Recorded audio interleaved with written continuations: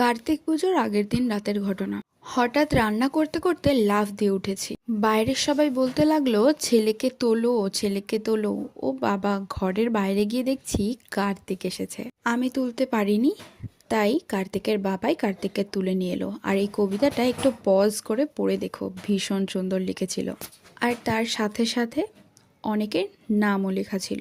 কার্তিক ঠাকুরের মুখটা ভীষণ মিষ্টি হয়েছে দেখতে। পুজো তো আমি দিতে পারিনি, তবে উপোস করেছিলাম। আর কার্তিকের বাবাই কার্তিকের পুজো দিল।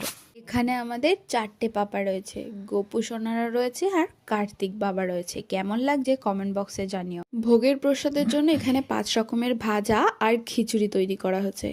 খিচুড়িটা কিন্তু দুর্দান্ত হয়েছিল খেতে। তো আমার একটাই কথা জিজ্ঞাসা করার, যতদিন বেবি না নেওয়া হবে ততদিনই কি তোমরা ঠাকুর ফেলতে থাকবে?